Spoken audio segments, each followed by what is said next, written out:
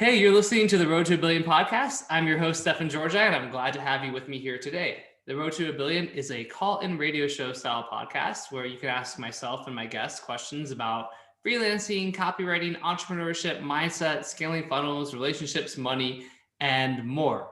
The reason for the name, The Road to a Billion, is twofold. I've hit around $1 billion in sales with my copy, and both for clients and my own stuff. And I want to make an impact on the lives of 1 billion people over the next 10 years. We'll start taking calls in about 30 minutes from now, let's say. And the way that works is you will put your questions into the Q&A section in Zoom for those who are on Zoom. And then my friend Ed Reay will review those questions and feed them to me, and we'll bring you on live and basically we'll answer them. Me and my guests will introduce in a moment, as well as Ed. Ed, do you want to go ahead and say hello and let people know who you are and what you're all about and all that good stuff? Hey, what's up, guys? My name's Ed Reay, and I'm a Facebook compliance specialist. What does that mean, Ed? What does it mean to be a Facebook? What does that mean? Oh, man. Where do we start? So one, when people get banned on Facebook, I help them get unbanned, and I also help them prevent getting banned through high converting Facebook compliant copy, which is basically copy that actually Facebook likes and will show to more of their people and more of the audience that you want to get in front of, because you're following their super strict yet incredibly vague policies. That's a good way to describe it. They are super strict and incredibly vague. Awesome, Ed. We're glad to have you with us as always. And our guest today is the incomparable John Robb. So John Robb is a member of Copy Accelerator, and we'll talk about that story a little bit. But he's also just a fascinating guy with a ton of experience in advertising and marketing, and a really cool journey that is reflective of a lot of people who end up in this crazy world of direct response, freelancing, and copywriting. So John did study advertising at university, as he calls it, as a British guy back in 1998. And after he graduated, he basically did a bunch of stuff, but ended up landing a job in New York with one of the world's biggest and best ad agencies. Only lasted for a little period of time, but ended up moving to LA and writing commercials after that. He's written for Google, Beats by Dre. He's done stuff for PlayStation, Toyota, Sprint, and countless other brands. He's shot commercials all over the world, Milan, Cape Town, London, LA. You know, he's worked with Serena Williams and 2 Chains and lots of other famous people. And eventually, after 20 plus years of getting rejected and like, I don't know, we'll talk about not loving what he was doing anymore, he decided to transition into the world of entrepreneurship and digital marketing. And from there, stumbled into copywriting and became a really successful freelance copywriter very quickly, in like about a year. It's almost kind of like the year anniversary of when you really, I feel like, started to have a lot of success. And so John, we're so happy to have you here. Thanks for joining us. Thanks, man. I appreciate you bringing me on. Yeah, it is like 12 months, almost 12-month anniversary, right? But also 12-month anniversary of COVID. Coincidence? I don't know. It was like, in order for your career to thrive, other people had to suffer, I think, you know? Right. I truly believe that. Which is, I mean, it was weird because everyone was like, wow, this is going to be the end of the world. Our careers are over. And then everything suddenly went, I mean, who would have guessed it? Everything went online. And then everyone started buying stuff because they were bored, I guess. And yeah, it went great from there. I just got to address something Ed said in the chat. I've been working advertising 2 years longer than you've been alive. Is that right? Yes. Because you said that was 1998, right? Yeah, man. Yeah, so I was born in 2000. Oh, what? Oh, man, that is crazy. So you've never used a dial phone then? You just don't know it. Never. Wow. I didn't have to do wind-up internet either, or dial-up internet. Wind-up internet with the crank. Yeah. We'd go into the outhouse and just crank it. Wait, that sounds really weird. Sorry, I wasn't born in the 1800s, man. My bad.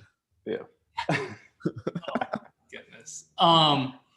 So John, I mean, God, where do you even start with you? I'm so happy. By the way, John's a very, very funny person, which I love. Pressure. Yeah, I think it's a British thing. You British just have a really good, somewhat self-deprecating, but yet endearing sense of humor. Do they teach you that when you're like a young child? Is there like a class that it's a cotillion for like, you know, waspy people who like the rich people dance class thing you have to do when you're like 13? Is it like a British version of that for being funny? I mean, pretty much. You just described English society, really. Like you don't really talk yourself up, because if you do, everyone's like that dude thinks he's fucking fancy. Oh, can I swear? Yeah, you can swear. You can swear. Like thinks he's fancy or something. So coming to the US was a whole. When I came to the US, it was like, wow, it's like you really are your own cheerleader here compared to England, and it's not. And no one frowns on it here in England. Whew, yeah, no. Like the people that are like the go-getters in England, who are like, you work in a company and there's that person who really wants to succeed and they're like going above and beyond. Everyone else is like, that's weird. Yeah, we hate this guy. So yeah. Cool. So okay, so talk with me about the that first ad agency where you only lasted 6 months because you got hired and then the recession hit. What was your role there, and then what was it like when you kind of lost, this job that I'm assuming you kind of thought was going to be this huge, big deal, like this dream job and your big ticket in life, and to lose that after 6 months. I mean, what was that experience like? Yeah, I mean, I had like the classic plan in my head that was, and I guess you kind of, I mean, I don't know if people do nowadays, but I mean, it was drummed into me that, you go to college, you come out of college, you get a job, you work your way up the thing, and And being in the ad industry, I kind of looked around and saw that the best way to make money there, to make proper money, was eventually to start your own agency. And so in my mind, like that was what I was going to do. It was like, okay, I'm going to jump up the ladder, get some experience, start my own thing. And then in England, there was a lot more, like it's harder to get rid of people. And that, not me personally, but it was a lot harder. I don't know what it's like there now, but it was a lot harder to like lay someone off or fire someone. So there was a lot of job security. So when I moved to New York, basically when I moved to New York, I got this job at this agency, and that was it. I was like, this is the pinnacle of like what I wanted to do.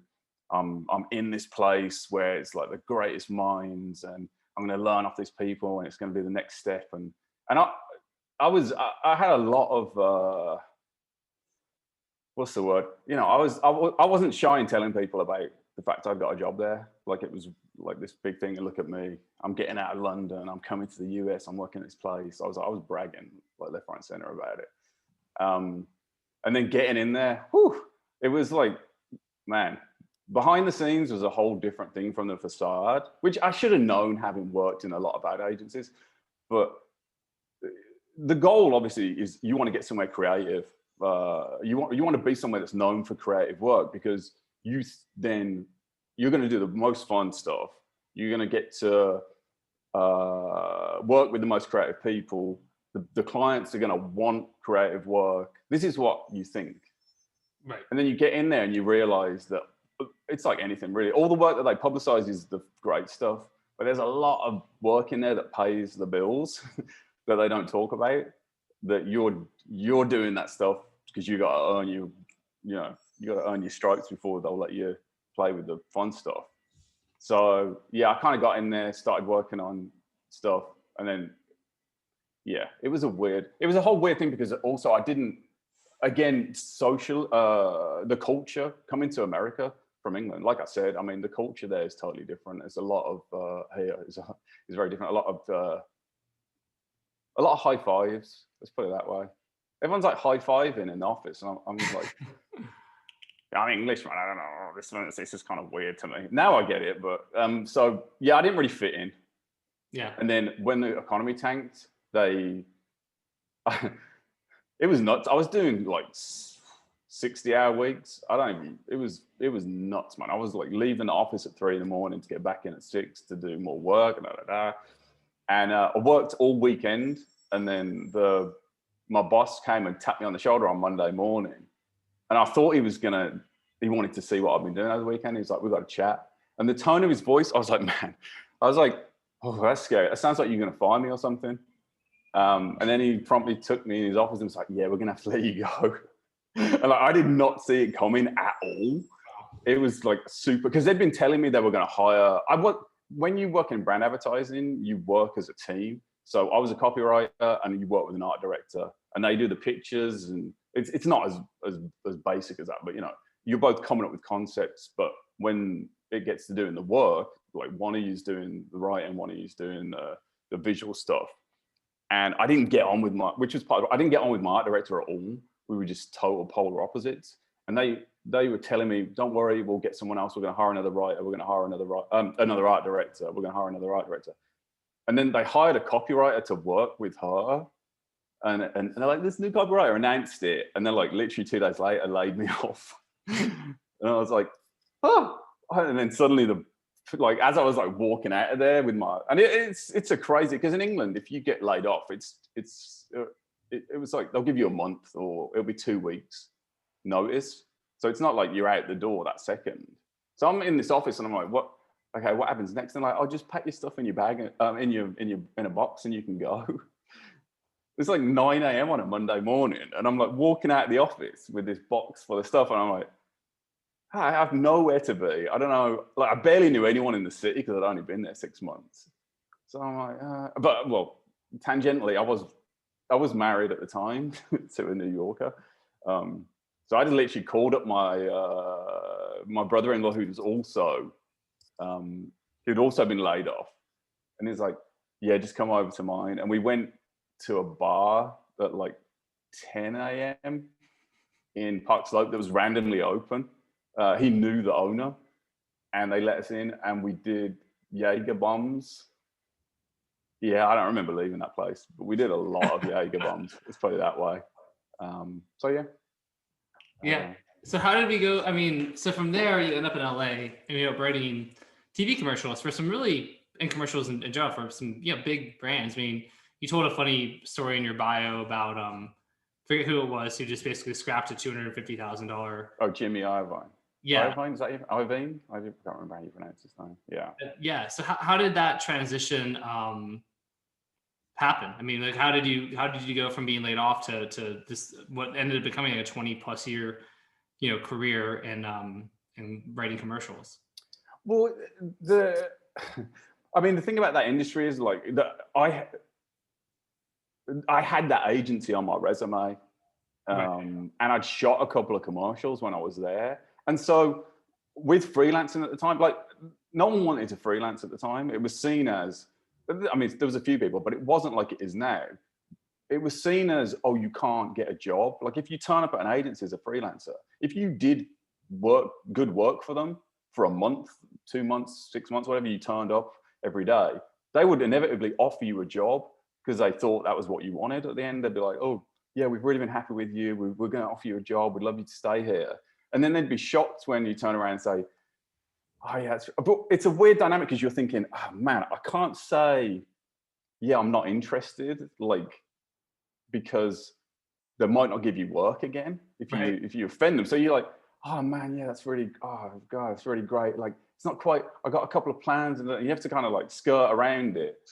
So I was getting a lot of freelance work, no problem, because I had that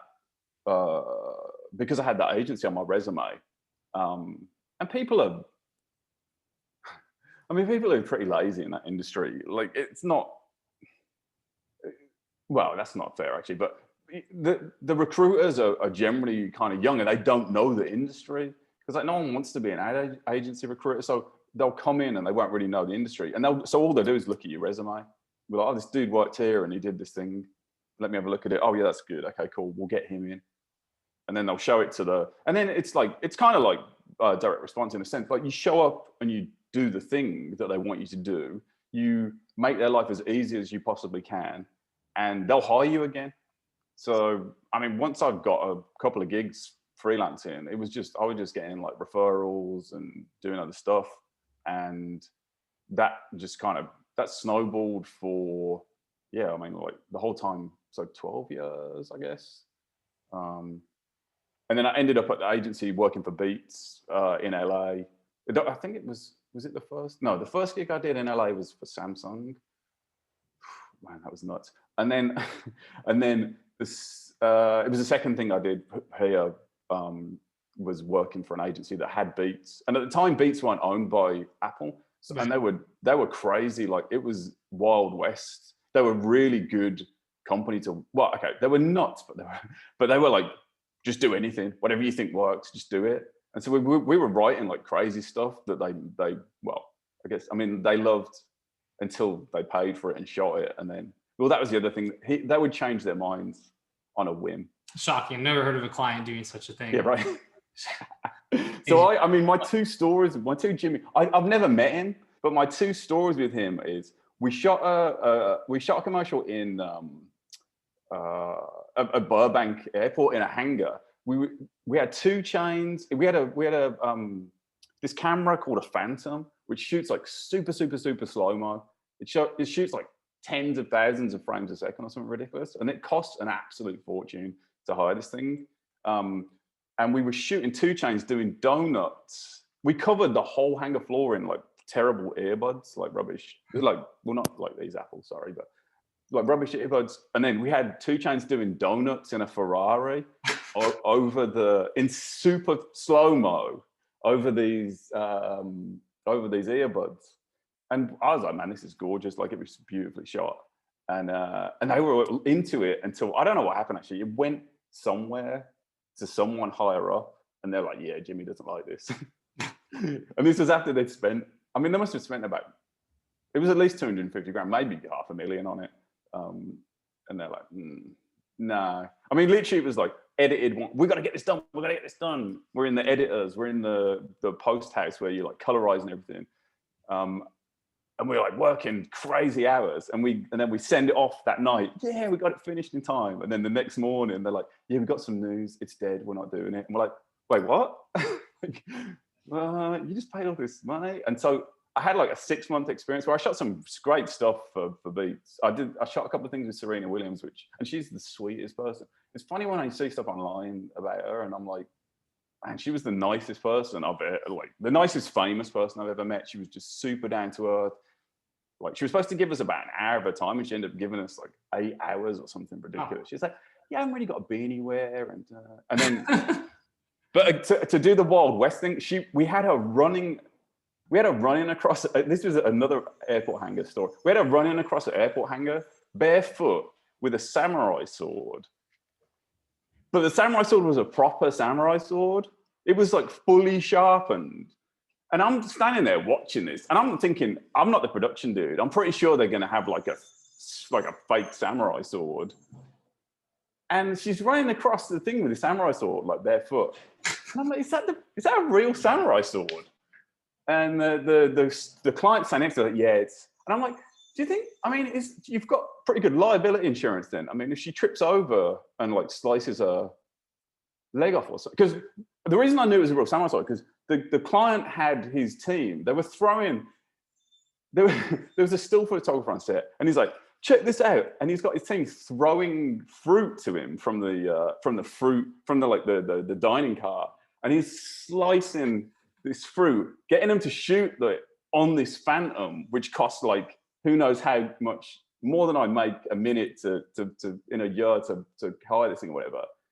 And he's like, and he's getting the still photographer to like take shots of him. I'm like, wow, I'm trying to get out of the line of, in case he loses his grip on the samurai sword, I don't want to get a samurai sword in the head from this guy. So, and then they go, oh, come on, finish doing this. We got to start shooting. And they just hand the samurai sword to Serena Williams. So it's like, oh, okay, it's the proper samurai sword. And then, yeah, it turned out they didn't have, I don't know, man. I mean, it's kind of nuts. So she could have lost a leg, and I could have been there when it happened. Like, she might not have all those grand slams because of some stupid TV commercial that I wrote for them. So that was like the high. Oh no, actually, that got shot, and that was good. Oh, we had her with a flamethrower as well, and that was another. And then just before I left, I'd done like 12 months, I think, working for them at this agency, and I was kind of sick of it by the end. It was because it was just nuts. They were all kind of crazy.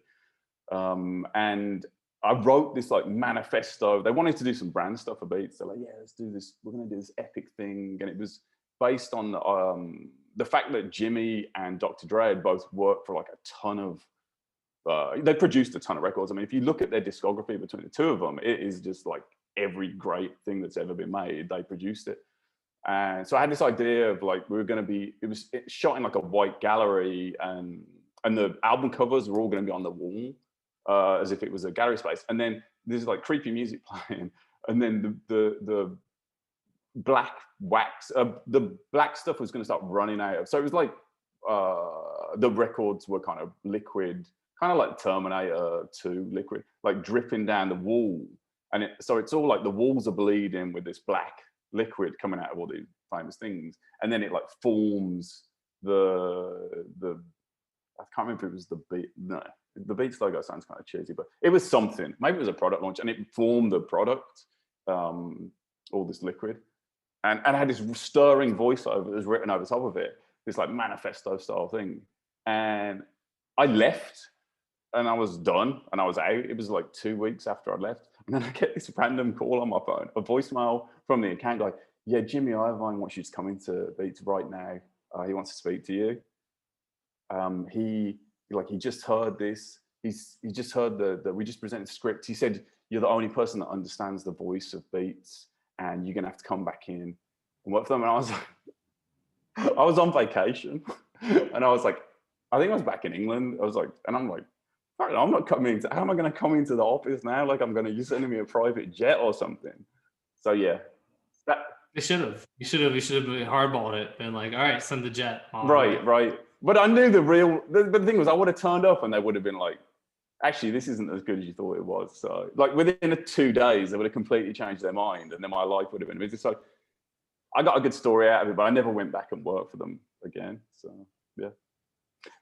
So those are awesome stories. I mean, the story of the samurai sword is just amazing. I mean, a bunch of them are, but okay. So, I mean, I'm curious about the parallels between, writing these commercials and coming up with crazy ideas. And then, now that you're a direct response copywriter, how that may have helped you or hurt you making that transition. But I also do want to talk about kind of the transition in general. So to go from, commercials to, I know you had a brief foray where you're like, I'm going to start an Amazon business. And then that just did not go great. Right.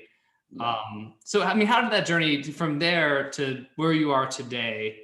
What does that journey look like? How did you, once you left, I guess mention the Amazon thing kind of briefly. I'd love to hear that story. And then let's talk about how you ultimately, got to where you are today. Yeah. I mean, I got to the point where I was like, so the thing about the rejection thing in brand advertising, like it's 99% rejection basically of your work. So you're writing like 10, 20 TV commercials a day. For any given brief, you might write like 100, 200 scripts, of which, I mean, I worked for clients for 2 years and didn't get I didn't make a commercial for them. Like I wrote like hundreds of scripts for them. And so after like 10, 15 years or whatever, it starts to grind. I mean, everyone I know, most people I know who were in advertising are either out of it or are trying to get out of it in brand advertising because it's just, you get to the point where that idea, like you have to have a creative hobby outside of it, like that lets you do something creative and get that stuff out. Otherwise it will just crush you. Because you just spend all of your time with some random. I mean, I've had like meetings where the CEO's secretary or assistant like got to decide if my scripts were good enough because she was a real person.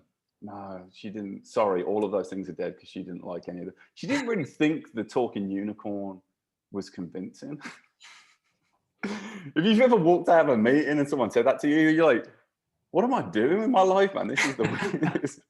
So I got to the point where I was like, okay, I've got to get out of here. And the other thing is it's quite an ageist industry in a sense, like which is understandable. They want younger people with energy and ideas and you got to be up on the latest things. So like you get to a point where you kind of get aged out a bit. And I saw that coming.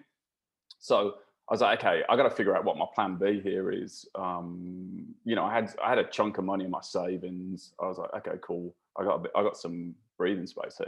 And then for some reason, I don't know how it happened, but I was like, oh, Amazon. I must have seen something online. I was like, oh, I'll start. I had an idea for a product. So I got this product made, went to, I didn't know anything about any of this stuff, dealt with Chinese manufacturers, like went through months of redoing the products and, all that stuff, all that fun stuff. Get it on Amazon.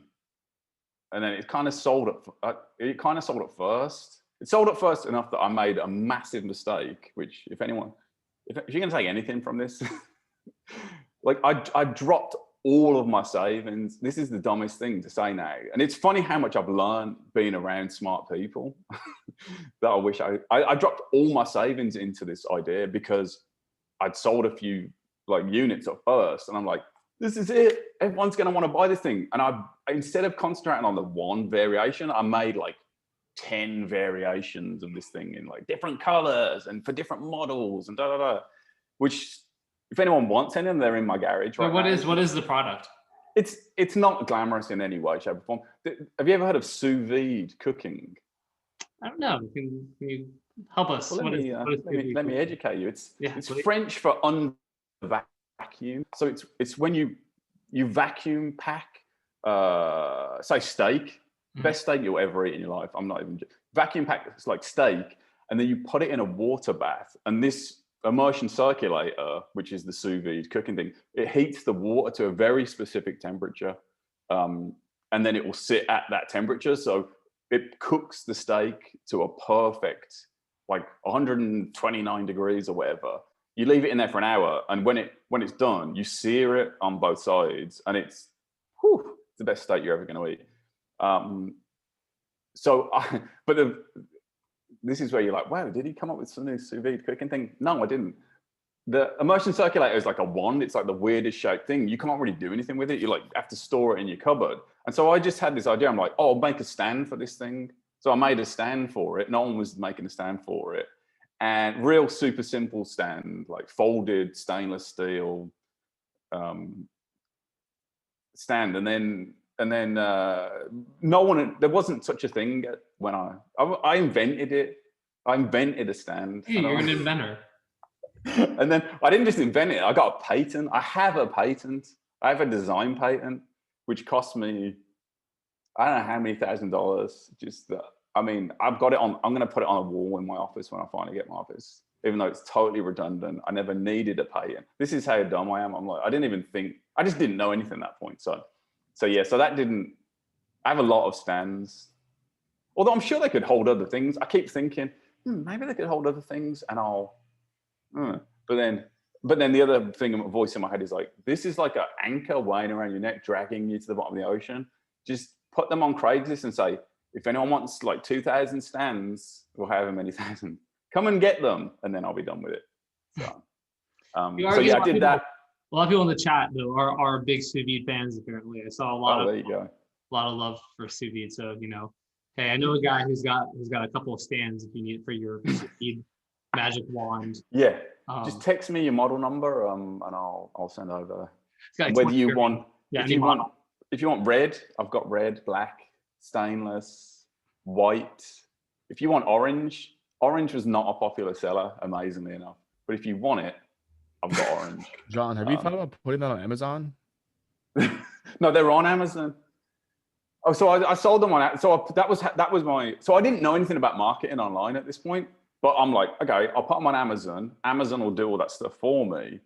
I got banned on Amazon before I even sold a single unit, which I then had to hire a lawyer to get me unbanned off Amazon, which cost me like $2,000. I think it was $2,000. Just to they sent like a form letter. I'm like, man, I could have written that. That just cost me $2,000. Got my account back. I've had products suspended. Selling on Amazon I can't stand that thing. Unfortunately, I specialize in Facebook compliance, not Amazon compliance. Only. Well, I've been banned from Facebook as well. On Amazon so quickly, John. Yeah. Because while I was setting up my stands, I had another side hustle. I guess that's the cool. Oh, it's how it goes. Yeah, right. So I love classic cars. I'm like super into classic cars. I got a few classic cars. I got a collection of classic cars. Let's put it that way.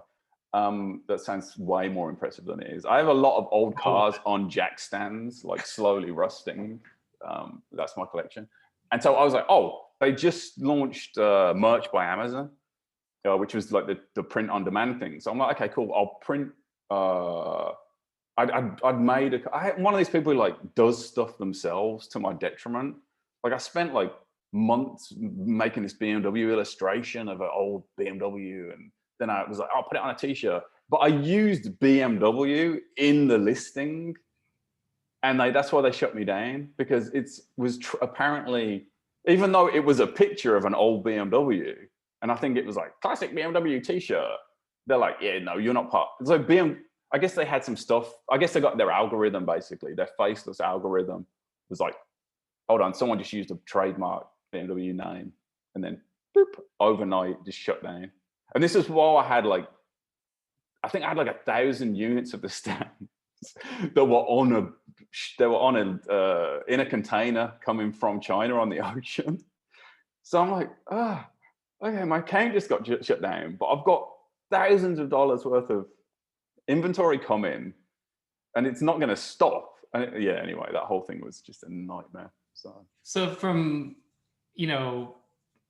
Amazon and that debacle. And by the way, I mean, one thing for people who are, watching now or going to listen or watch the replay or listen to the replay or whatever, is, I mean, there are a ton of good lessons there.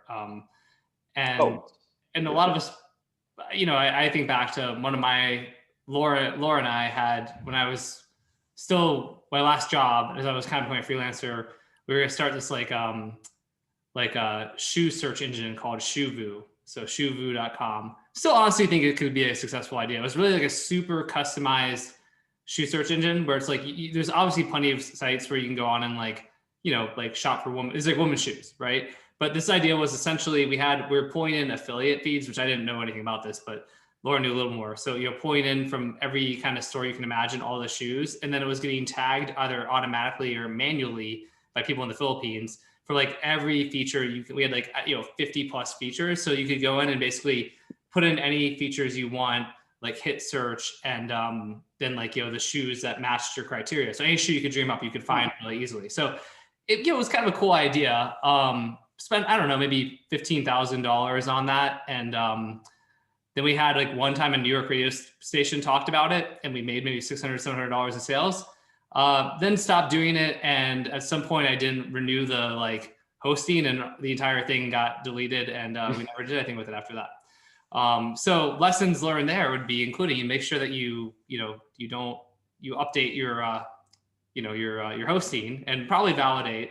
And, but it was just, and maybe, get a proof of concept before you spend, and to me, 15,000, when my grandfather died, I think I got like $10,000 or something like that. And I basically just was like, oh, put it into this shoe search engine, cause it's going to be like massive. And then, basically got $600 ever in sales from it. And wasted all that money. So the point of that all being like, validate, but also everyone fucks up. It's cool. You need to have your fuck ups to get to your successes. I mean, it's so important. You need to have your failures to get to your wins. And it's painful at the time, but it happens. So this was your fuck up. I totally agree. I think like the thing is that risk, what other people would look at and be like, that's crazy, I'm going to hold on to that $10,000. It's like that risk is why you are where you are basically now, right? You have that level of like, you understand that, maybe you didn't at the time, but you intuitively understand that, like, yeah, I got to throw some money at this thing and let's see. And like, it's not the end of the world if you lose that money. Like, as long as you know, because you can make more money. I mean, you might not at the time, but in hindsight, like, yeah, the reason I'm doing direct response now, and at some point will hopefully be running my own offers, is because of that Amazon thing. Like, I was so frustrated that they had like my sous vide balls in a vice that I was like, man, I got to figure out how else can I sell this thing? And so that took me off on a path of like, I think it was like first thing, I think it was like not Smart. What's Ryan Dice's company? Digital marketer. Yeah, digital marketer. Like I stumbled upon that stuff, and then I start learning about that, and then I start learning about I started learning about like all online marketing stuff, funnels that I'm like, I don't understand any of this. And so I'm start learning about funnels, and I start learning about, and then by some random circular fate or whatever it is, I stumble upon direct response copywriting. So I think I'm the only person in the world. I'm going to take this I'm going to give myself this title that fell from copywriting into copywriting. And I'm like, wait there. Like, why have I been trying to, like, I could make money doing this thing. I know how to write. Like, all I got to do is relearn or learn the methodology of this. So yeah, like I wouldn't be doing this now if I hadn't have like totally screwed up on Amazon. If all of those stands weren't still in my garage right now, if anyone wants them, DM me, I'll send them to you. Well, actually, you got to come and get them. I'm not paying for it. But yeah, I wouldn't be doing this now, and I wouldn't have met all of the people that I've met, and be in the groups that I'm in, and be surrounded by people who are like way smarter than me that I'm just like leeching information from right now. So it's that weird thing when you go from like, how is any of this going to work? I don't know what I'm doing, to even though now I can see a path to, I'm like, okay, these people are doing this thing and they're smart, and I'm just going to copy what they're doing. And if they can get there, then I can probably get there as well. So that's one of your huge strengths. Justin and I talk about, Justin is my partner in Copy Accelerator, for those who listen or watch and don't know. But we both are just such advocates for swiping, and swiping being taking something that's working already, modeling off of it, and applying it to whatever you're writing for.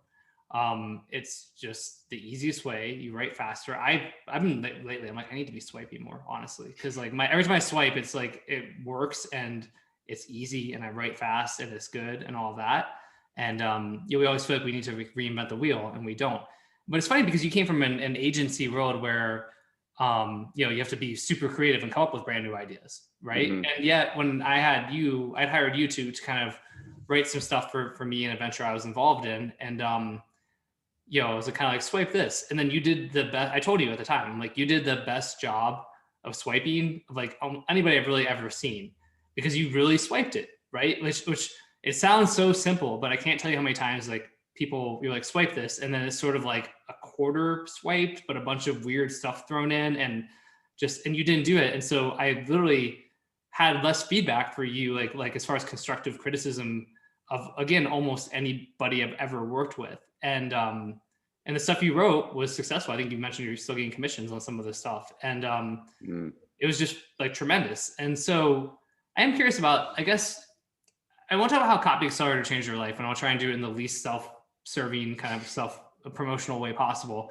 But let's talk, it is interesting. I guess did you just like, is it just that philosophy of, this is working, so I'll model off of it, which is what we want people to do when they don't usually do it? Or how are you able to be so good at swiping? Because again, it seems like a simple thing, but nobody does it right, and you did. Do you think, is there anything you thought about from a mindset or mental approach when you went to kind of start doing that, when you went to start writing long form?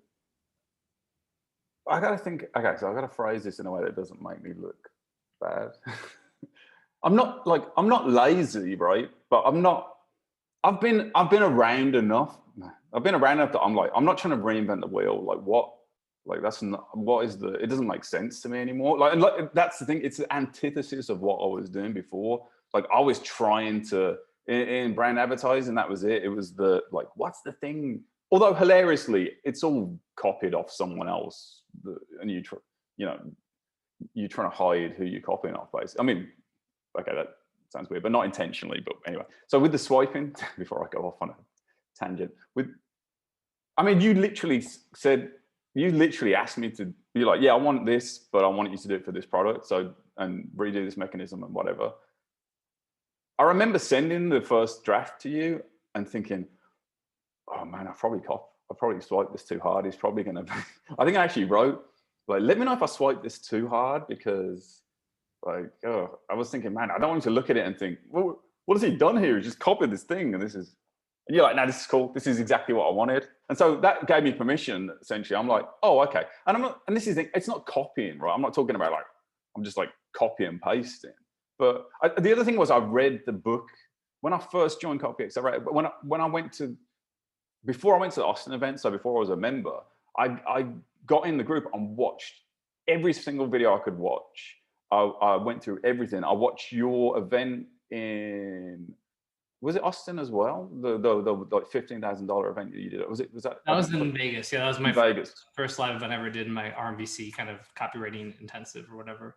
Right, and you had, and there was 2 books in there. Like anyone who's going to the event, who's got access to Copy Accelerator now on this call, there's 2 books in there. One is that 1,000-page book, Top Copy Coach. Yeah, the Tony Flores one, which I'm still slowly making my way through.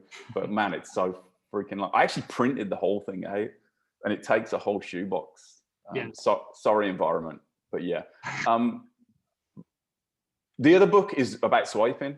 Right. And like up until that point, I didn't really know what swiping was in my mind, or the way some people talk about it. It's like, oh, it's a bad thing, and you know, it's like some other kind of copywriting folks are like, yeah, you don't want to touch that. So to me, I was like, oh, swiping is just copying. And then when I read that book, I'm like, oh, okay, no, it isn't at all. You're like taking the structure, or you're taking the you know, maybe you take a chunk of the copy and you like look at like, okay, what are they doing here? And it's like, okay, I'm going to do exactly the same thing, but I'm going to change the words. I'm going to make it contextually fit with what I'm doing, but I'm still just going to do exactly the same thing. Like that's the whole point of it. And I don't have any problem doing that because, and I don't have any like hangups about doing it because like I'm trying to learn this thing, and it is like writing a sales page, I just finished a 10,000 word. Well, I finished a 10,000 word sales page last night. You got to give me feedback in the group on it. So enjoy that. Looking forward to that. But that is a lot of like 10,000 words. I wrote like an 8,000 word thesis at college. 10,000 words is freaking a lot of words. And so when you first start learning this thing that is, you know, sales page writing or whatever, to get your head around all the things that are going on, man, it's just a pitfall after pitfall, especially when there's all that mindset thing where the voice in your head is like, yeah, you don't know what you're doing, you can't do this, you don't really know. Like it's chipping away whatever you write, and you're like, oh, this isn't good enough, this stinks. It's like, okay, fall back on this framework, and then just fall back on what someone else has done before from their framework. And right, I've got RMBC, which is the kind of big framework, and then everything's chunked down into, okay, this is what you're doing in the lead, and this is what you're doing with the background story, and this is what needs to go here, and da da da. And then swiping is like then taking it down to another even more like, okay, I need to hit this and this and this and this point in here. This is like, okay, I'm looking at the psychology of what he's trying to do here, and okay, I need to. Right, I'm going to put in a claim here, and then I'm going to back this up with some. I can see he's putting in a claim, or he's putting in a promise, and then he's going to put in some, and then he's going to back that up with proof, and the proof is like studies, or it's so. I mean, yeah, it seems nuts to me. Like, why wouldn't you do that? Because it just makes the chance of succeeding like so much better. You're like standing on the shoulders of people who've already done this before, and you like. Swipe people who are super freaking good. Like, to give you a little plug, like RMBC Applied is the hands down the best money I've spent. It's the best monthly investment that I make like every month. For the money, I mean, this sounds like you're paying me to say this, but like for the money, it's nuts. Like how much. I mean, I just got a couple of things right. You did one last Friday, and then we're doing another one this Friday, and then you're going to do one on the Wednesday. I know. Yeah, it's like, what? I'm like, is this a mistake? Have we double booked? Is this wrong? But seeing you breaking down your sales pages, I mean, it's just like, I'm like, okay, now I get it, and I'm learning, and I know that these work. So I think that's the one of the biggest differences between brand advertising for me and direct response, and why I actually prefer direct response is like brand advertising is like very subjective. Like, you know, you can look at two people could look at something and be like, I don't really like that, and someone could be like, this is amazing. And it's really, at least it used to be, I don't know if it's changed, but it tangibly like to say how successful some of the best advertising campaigns, the best in creative senses, the ad agency people like fall over and give each other awards. Like they didn't make any more sales. They like bombed for the brand. So but the thing with direct response is like, you wrote this thing, you're showing me on RMBC applied, it, you know, it crushed because the client has showed you the numbers. So I'm like, okay, this works. I'm going to use this thing. Like why wouldn't I don't know. It's like just a total shortcut, because it's like, it's so hard. It's like direct response is what is it? It's simple, but it's not easy, right? It's like the building blocks are there, and you can break something down, and you know, to learn, I think it is simple to learn, but it's not easy to write. I mean, the only way to get better is to get your reps in, but like, it's that vicious circle of where the only way to get better is to get your reps in, but like at first you don't want to get your reps in because it's like pulling teeth, unless you're okay. I mean, I guess this might resonate with some people on some other writers, but like personally, even though I've been writing for so long, it's freaking hard. Every time I sit down to write anything, like that voice in my head starts up. Oh yeah, you don't really know what you're doing. This one's probably going to stink. Oh man, you shouldn't have taken the money off the client. Oh, is the 50% payment? Is it too late to? Can we cancel it already? Can you tell them what's a good excuse to? Man, tell him one of your cats is sick. You got to go to the vet. This is a big problem. You know, it's that fun. And then I start writing it, and I'm like, oh man, I hate this thing. This is killing me. Why am I doing this? And then suddenly something will click far enough in, and I'll be like, oh, this is great. I love this. Right? I'm like, man, this mechanism really works really well. But anyway, the process is hard, and but what makes it easier is having the confidence that you're like, yeah, like, okay, I know where I'm going. Like, I got this thing to fall back on. And that'll, like, if I lose because I think that's all writing. You got to have a path. Like you can't sit down and start something and not know where you're going, because it's going to just wander and be like rambling. And you're going to end up being like, oh, I don't know where I'm going with this. And then it chips away your confidence. Like I write plans for like everything. I didn't used to be like this, but I'm like, this is going to sound like Craig Ballantyne, kind of like 5 things I do in the morning. But if I'm writing, because I don't write every day, but if I'm writing in the evening, I'll make sure that I know exactly what I'm doing in the morning. So I won't sit in front of my laptop first thing and be like, oh man, what? And I don't mean like in terms of like, okay, you got to write this thing. I'm like, okay, what's the plotted? Okay, I got to write this and this and this and this joins to this, and this is how. Like if I'm writing a mechanism, or if I'm fleshing out a mechanism, I make sure from an outline, I'm like, okay, make sure I get all this. I've got all the studies I need. I've got the basic flow of it, so I can just sit down and start like writing it. Because if I don't have a plan, and I think that works on like every single level of writing a sales page, because your mind is gonna, unless you're like, I don't know, man, unless you're like some crazy narcissist who's like, I'm fucking brilliant, this is the best thing. But nobody's that way. I mean, I totally agree. Yeah. And I think, that's the whole strength of RMBC method, is like, it gives you a plan and step-by-steps and you follow it. I mean, what you described is, yeah, I still go through that practically every time myself, honestly. I mean, like literally, I could just refund it. Like I literally have to write something over the next couple of days. And I'm like, I got paid for 2 letters. Wrote the first one, love it, crushed it, really unique, so stoked, crazy, different clothes than I've ever written, so happy about it. And then I'm like, I have to write another one. I'm like, well, I gave them one good one. Like, what if I just refund them the money for the other one? I don't know if I want to do this. But then like you start researching and then you're like, oh, well, fuck, that is kind of interesting. And then you like find the mechanism, like, and before you know it, you're like, just typing away, but it takes time. I mean, I'll be honest, like it is weird. I do meet people who it's usually when you're earlier on in it and you're like, you just like love copywriting. And I've been there and felt that way, but there's a lot of times where I just like, I'm one of the best in the world. And like, I just still go through that, like that cycle you described, like almost every time. And I don't think it goes away, but I think, a lot of copywriters, especially early on, try to just sit down and they kind of have a plan in their head. It's like half the plan's there, it's half baked. And they start to write, and then they get stuck and they get lost and they don't know what to do and they don't know how to connect the dots and there's missing gaps. It's like, well, fuck, I can't really explain this very well. I can't really explain the mechanism. I can't really explain the product. But if you actually did the brief, which is the part that most people skip the most often, then you've actually written all the copy. You're forced to know what the product is and to know how to sell it and how to explain it. And the same thing with like novels, right?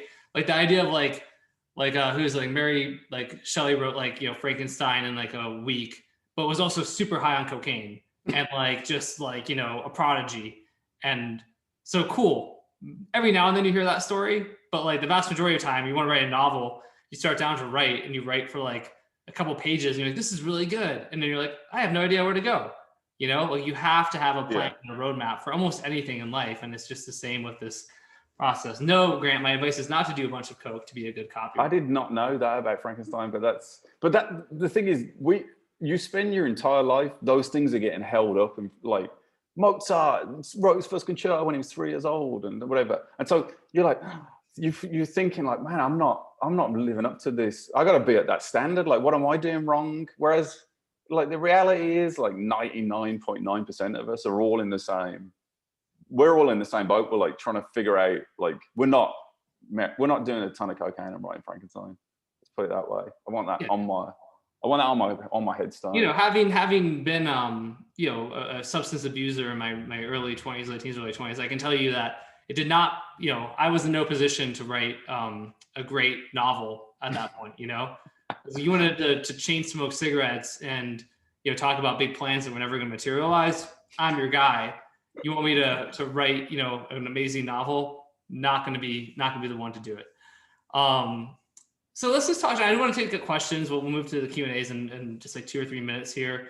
But I guess just share like the event for Copy Accelerator is coming up. It's at the February 23rd through the 25th. It's kind of on a year since you've joined. A couple of episodes ago we talked with Ed and kind of talked about the conversation I had with him at the event last February and how that led to him charging more and a lot of cool stuff. But I know we had a little breakfast, Justin and I, where we're like, hey, if you're kind of on the fence about joining, you want to come talk to Justin and I, come meet us for breakfast before the kind of day gets started. And you were there. I think Art McDermott was there and some other guy was there. And we were really candid. Me and Art, I think at one point another guy came and he was like, kind of like just really on the fence. And we were like, oh yeah, don't join. You know what I mean? But then for you having the success with commercials and you just seemed like a good fit, and Art too, and both of you have had tremendous success. But what is it about having joined?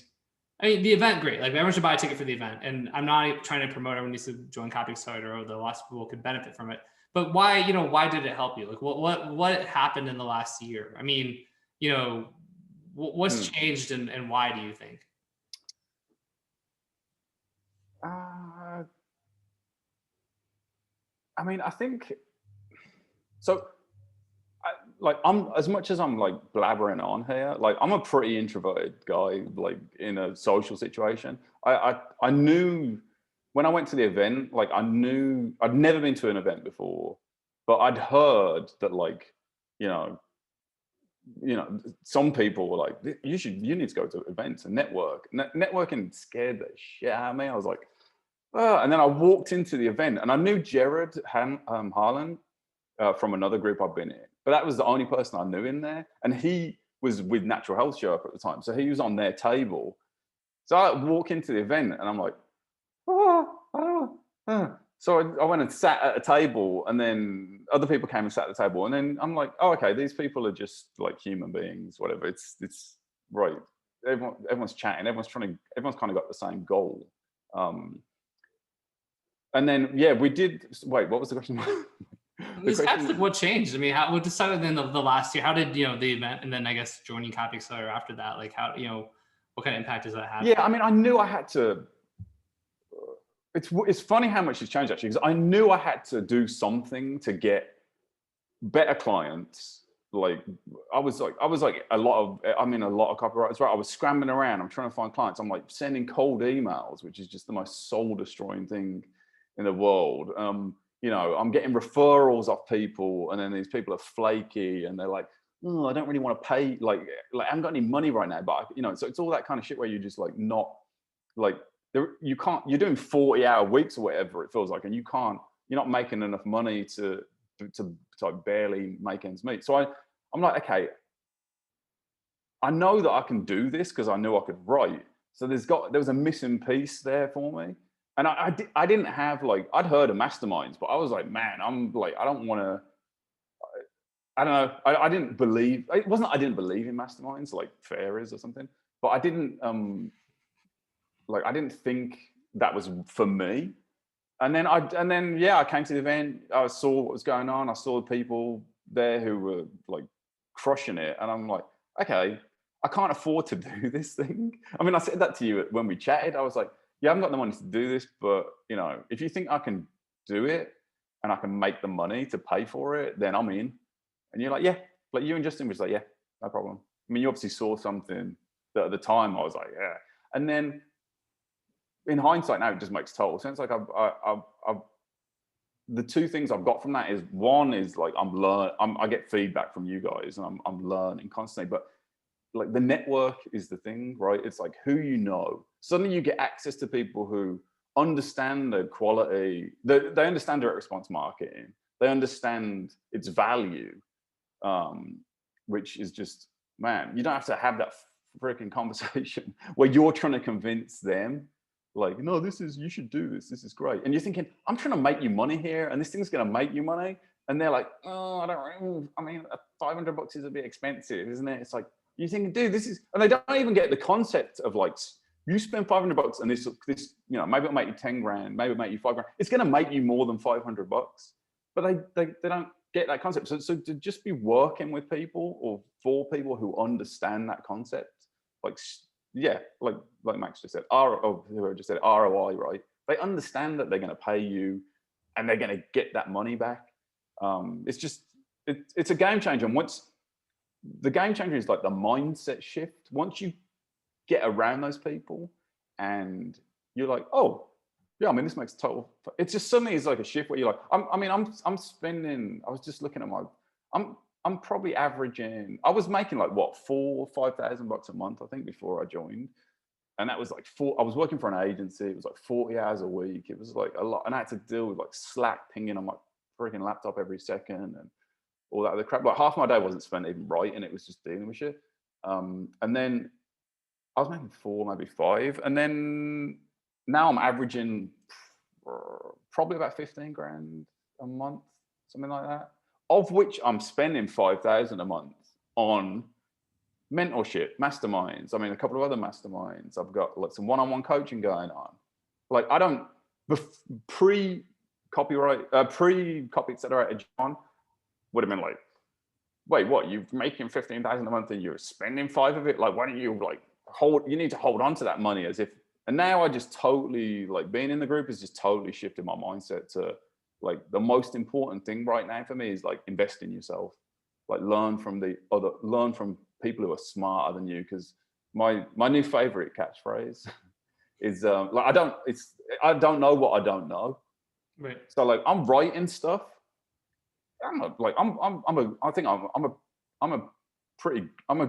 competent copywriter. I'm good, but like I still don't know a ton. I mean, does anyone ever always know everything? But I still don't know a ton of stuff.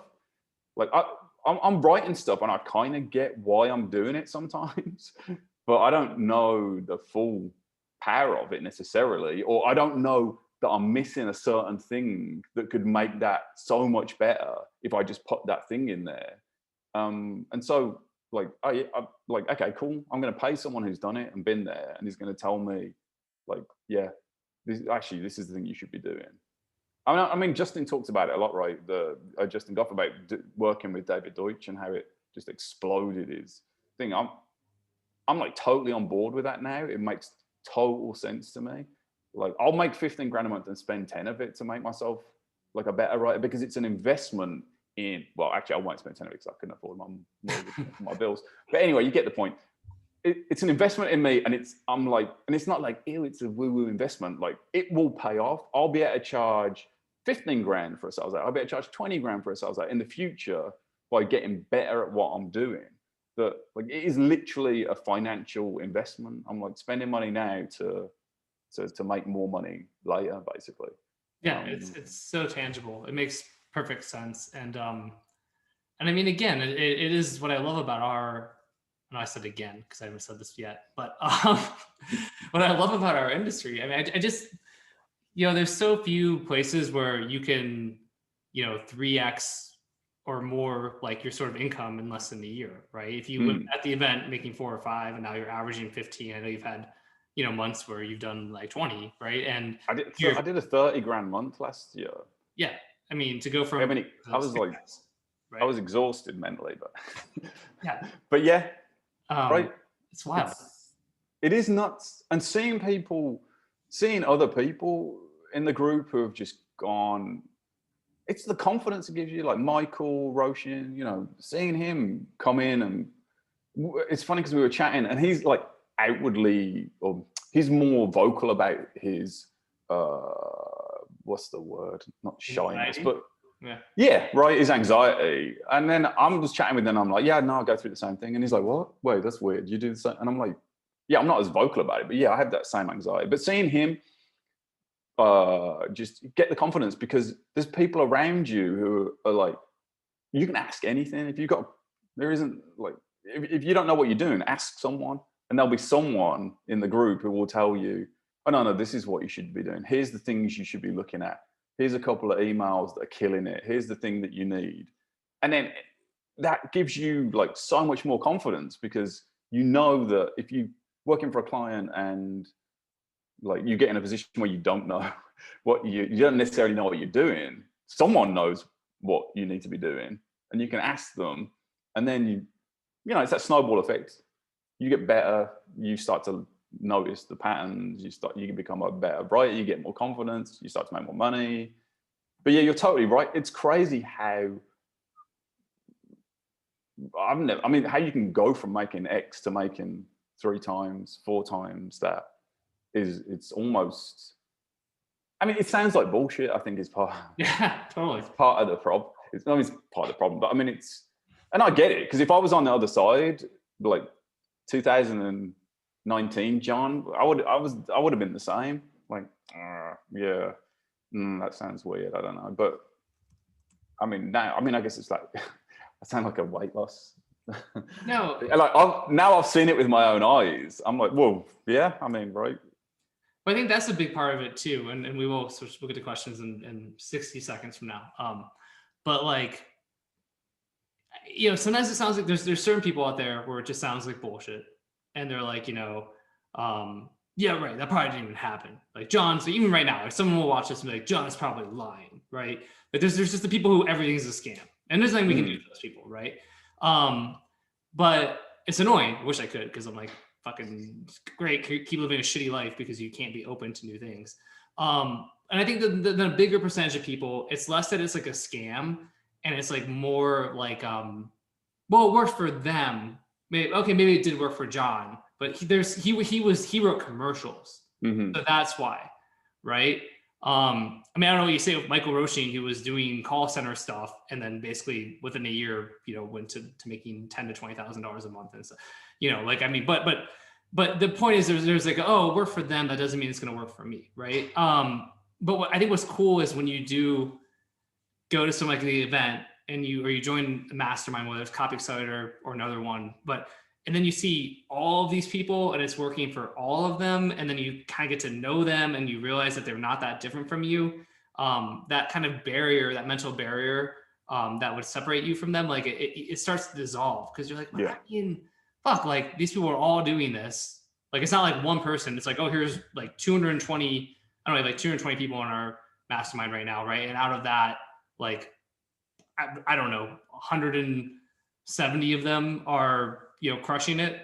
And maybe there's like, 50 people who are doing, I don't know, 30 people were doing okay. And for various reasons. And maybe there's 20 people who aren't doing great. And I can usually tell you reasons why. It's like they're not attending the trainings, they're not applying the stuff. They're, there's reasons, but still, you're like, okay, so like 170 people that I'm seeing all the time who are all just crushing it, and then a bunch of them aren't any different than me.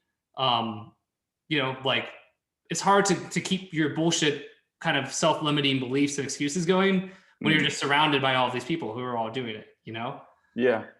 definitely. And I think the one constant is like you got to put the work in. Yeah. Like you said, whether that's showing up for the trainings or whatever, or writing every day. Like there isn't a magic pill. You're not suddenly going to like read something in a book or watch a video that you're like, oh man, suddenly now I get it. And like the matrix has appeared and I can write this thing. But you just got to keep writing and writing and writing and writing and if that's too much work for you and you're like, oh, that's not, then you're probably in the wrong, right? You've chosen the wrong thing. Like it isn't the thing's fault, it's your fault for choosing the wrong thing, because like I sit down and write, like, I mean, I sit down and write most days. Like I'll put in, I just started, I'm not an exception compared to most people. I have the same things where I'll get up some days. I've just started this new thing where my phone doesn't leave my bedroom now, because I would come and sit and get a coffee and start looking at my emails, and then it'd be like I'd get up at like 6 o'clock in the morning, and then it'd be like 11, and I'm like, oh man, where did all those hours just go? I should have started some work. And then I'd be like, yeah, you know what? I'm going to do this tomorrow instead. I'll feel better and then I do the same dumb thing. So now my phone doesn't come out of my bedroom till 11 o'clock. Like I wake up, I turn my alarm off, I flip it over, I don't look at my emails. I come in here, I sit down, like I'm in my dining room on my dining room table, and that's it. And I do like post-it note. I do like Pomodoros, but with post-it note instead of using because I'm like a weirdly analog, like I print ebooks. I don't know what's wrong with me, but I just get a post-it note. I look at what time it is. I write 20 minutes or 25 minutes ahead or 30 minutes. If it's 11 o'clock, I'll write 11:25 and I'll put the post-it note. And then my brain is like, let's go and look at something else instead. And I'm like, look at the post-it note. I'm like, no, it isn't 11:25 yet. When the post-it note says I can leave, I can get up for 5 minutes. But until then, so that's my post-it note Pomodoro thing. I love it.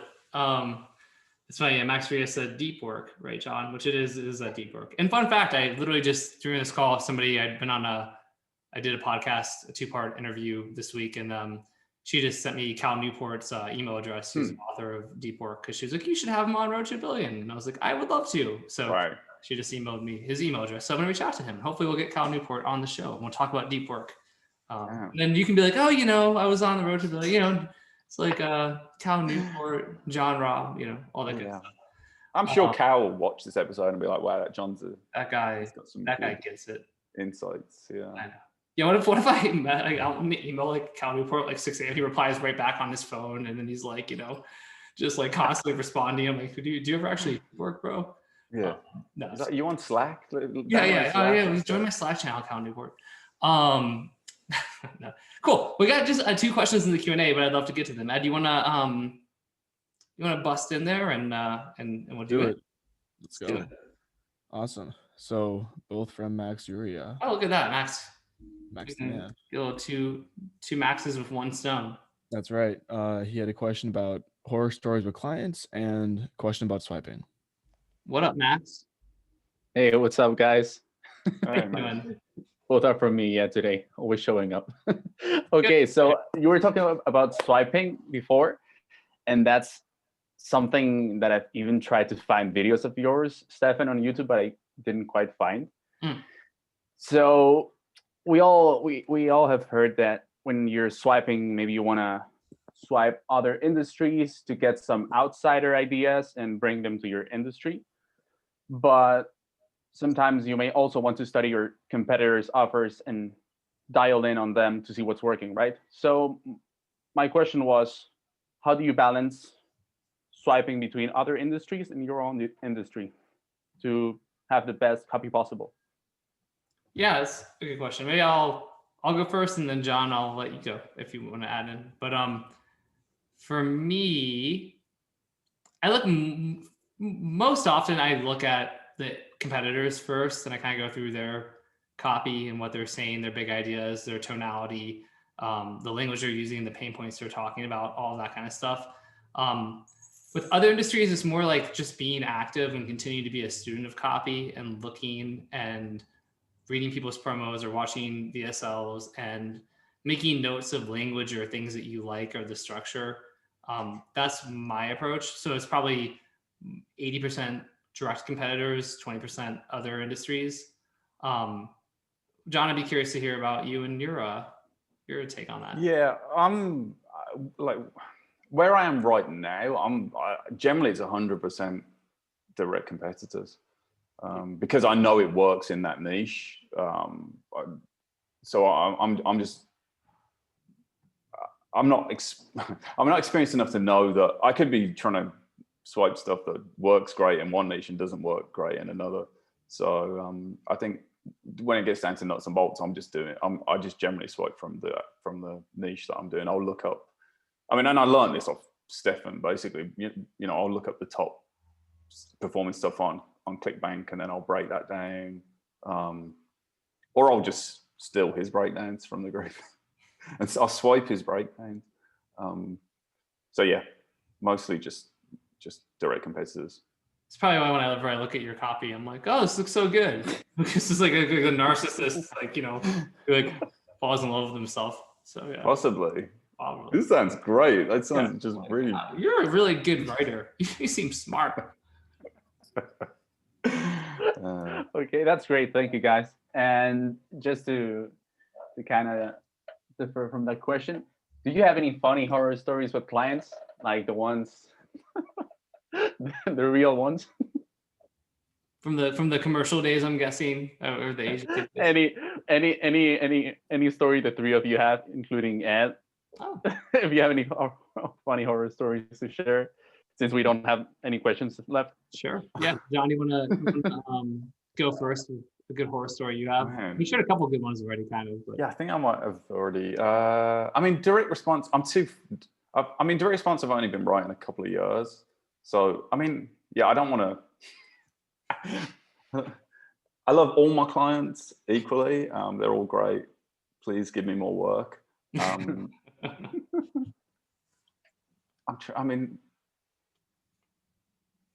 Advertising, I could talk about horror stories all day long. Brand advertising. I mean, give us one.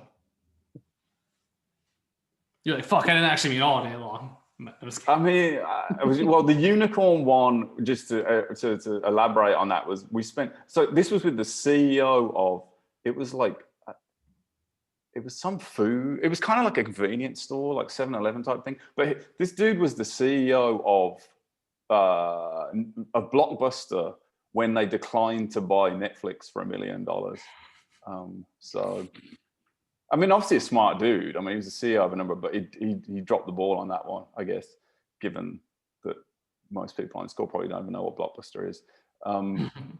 But yeah, he brought his,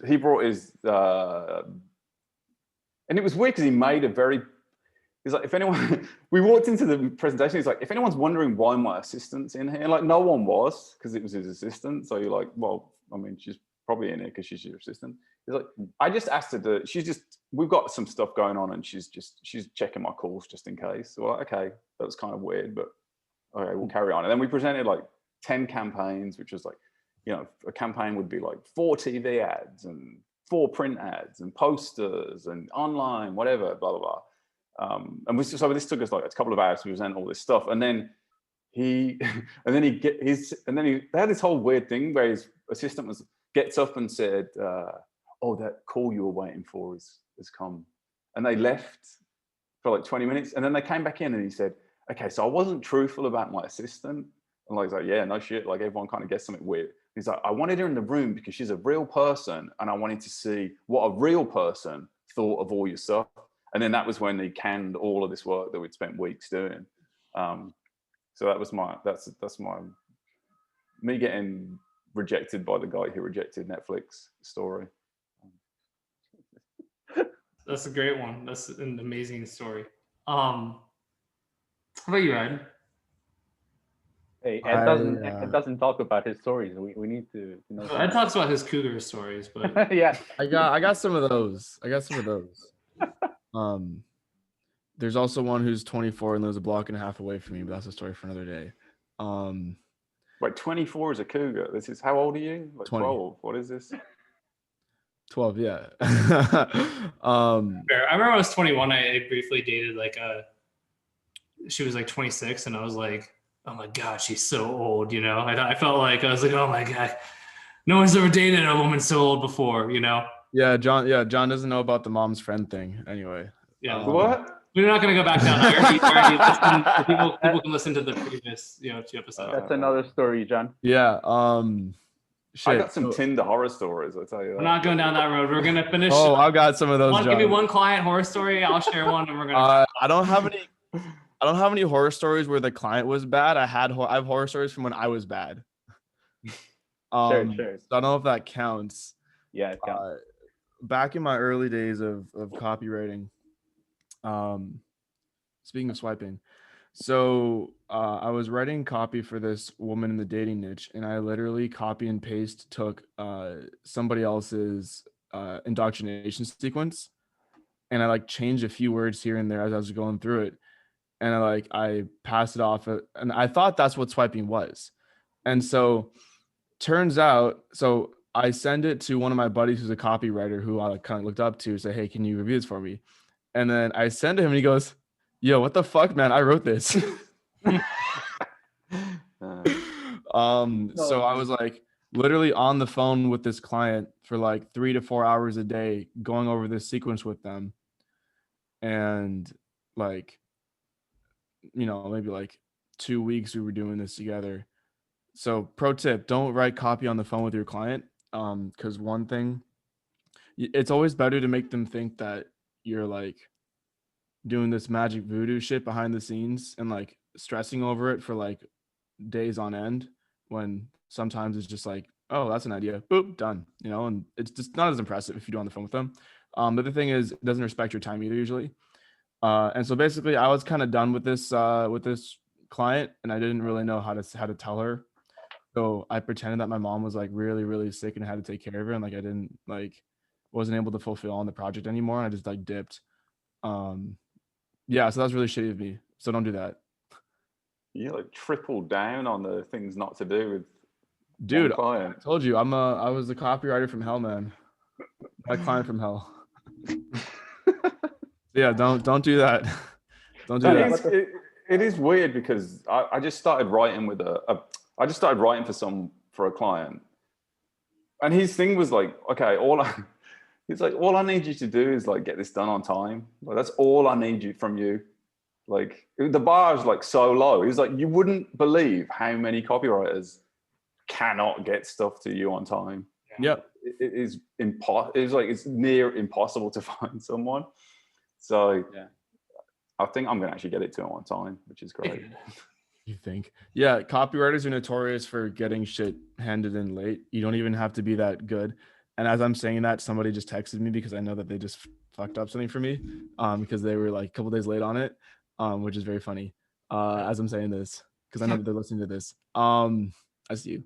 But yeah, that's definitely important to be at least 3 days ahead of schedule. Like if you say, okay, I can get this done for you in a week, that shit better be done in 4 days. That's the Ed. Damn, you're getting it. If I say it's going to be, I'm not that good, but I like it. But yeah, if someone says to me, I need this by 12 o'clock on Friday night, I'm sending it at like 11:59 and 59 seconds. I'm like, there you go, done. As long as you're sending it in time. Yeah, I mean, obviously, I get more leeway because of my like reputation and track record. But like, if I tell someone is done in 7 days and they email me in 5 days, I'm just such a dick. I'm like, hi. I'm like, hey, it's been 5 days, so no, I don't have it yet. I was like, I told you I have it to you in 7 days, so if you don't hear from me after 7 days, feel free to follow up. Like otherwise, it's coming soon. Like I'm so surly about it when people are like, hey, any progress? Is it done? Where we at? I'm like, no, I told you. Like I'm like, again, I'm not recommending this for people who are just starting out, but like. That is a nice thing about having a good reputation, is you can just be a complete asshole about that. And like I am, I'm not an asshole, but I'm just very firm. I'm very, no, but it's why are you messaging me? Like this is, but it is good to set that boundary though. Like you don't have to be an ass about it, but like, I mean, you can, if you want, Stefan, but most people like either way, it's important to show to set that boundary. Cause it's like, hey, I told you this could be done like by this time. I will let you know when it's done. The thing is, people have been so burned in our industry that they're just fucking skeptical. Like, client, like copywriter hands in their stuff 2-3 weeks late. when it's supposed to be like a 3-day project, or like they just disappear with their money. Yeah. So I think with like, a month long, when you're doing sales pages, if they're giving you like 4 to 6 weeks, I mean, I totally get it. If you got like 4 to 6 weeks and you don't, on a first project with a new client, I'll send them like an update after like 2 weeks. And then I'll send them an update after, like, if it's a 4-week project, then I'll send it. So I'll be like, hey, just let you know I'm here. I'm doing, like, just for the first time, because that eases their nerves, because they don't know who the hell you are, really. Yeah. They don't know if what you sent them is really your samples. Yeah. They're not, you know, they don't know whether you're going to like just disappear into the ether. So I've like calm their nerves first time round. Then the second time, it's like, then you just do a Stefan. Yeah. I said 4 fucking weeks, didn't I? Smiley emoji. I like to be high touch point with my clients for sure. That's super, super important, because then it kind of gives them that peace of mind that you're working on it. And you don't have to show them shit. You can just be like, hey, just wrapped up the research today. Wanted to give you a quick update. That's it. Right. Because when you start showing them your shit, you start to like second guess yourself, and they start giving you fucking feedback when you don't want to hear it. And especially if you're in the middle of the process, that can ruin your whole thing. Mm-hmm. Worst thing you can do is give client access to Google Doc before you're done with it. Never do that. Oh, dude. I've had that's a brand story. Okay, a quick brand advertising horror story. I was working for a client, and they were changing what I was writing in the Google Doc as I was writing it. They were like, it was like I was being chased like off a cliff by a tiger or something. They're like coming down the page, and I can see them editing stuff, and I'm writing, and they're coming after me. It was like, she was like, she wasn't even a writer; she was an account director, and like leaving like questions that I'm like, this question doesn't make sense to me. Why are you asking me that? Yeah, that was not fun. I got severe anxiety hearing that. It's giving me severe anxiety. I had to walk around the other side of the office where our desk was and say, hey, could you stop? Could you stop doing that? Could you fuck off? Thanks. Can you wait until I've written this, possibly? And then hilariously, I then got a bit of a reputation in the office as being like one of these writers who's very protective of their work, which I'm like, is that very protective? Not wanting to get it edited 20 seconds after it comes out of my mouth? That's like the equivalent of having like your manager breathing like their moist air down your neck, and you can start to feel like the fucking dewdrops because they're so close. Yeah, but just the digital version. Exactly. Awesome. Well, hey, let's go ahead and wrap up here. This has been awesome. We're gonna get done right time. Honestly, I'm starving. I was on a podcast at 7 this morning, like 5:30, and then I kept wanting to eat, but the podcast went for 2 hours, and I had to call like a vet for an offer I'm writing. I went right to this, so I'm gonna go eat some food. That's what I'm gonna do. So we're gonna wrap up. But John, thank you so much for being our guest, for coming on. It was a blast having you, man. Thanks for having me on. I hope I didn't waffle too much. Probably did, but whatever. You did awesome. It was a blast. And say hi to Cal Newport for me. Yeah, I will. I'm going to email him a bit later today. I'm kind of nervous, you know. I'm like, imposter syndrome never goes away. Like, what if Cal Newport thinks I'm a big loser, you know? But I'm going to go for it anyway. I'm going to do it. I believe in you. Big loser with your almost $1 billion in sales, Stefan, you know? Fuck. Not only that, but it's like, what is like the worst case scenario? Is like Cal Newport doesn't reply. And then I'm like, okay. He's like, I only deal with people who have $2 billion in sales. Right. Yeah. And then I'm like, oh God, I guess it's like 66 degrees out, almost 70. That was unfortunate to reply. I guess I'll go for a walk or play golf, or like just go on living my life, you know, so it'll be okay. But thank you so much for everyone listening. If you enjoyed this, please leave a comment. If you watch on YouTube, hit the like button. If you're on iTunes, make sure you leave a review. If you haven't, make sure you're subscribed. Huge thanks to John Robb. Huge thank you to Ed Reay, as always. Thank you to everybody who is here on this live recording, and we'll see everybody next week. Thank you all so much. Thanks, guys.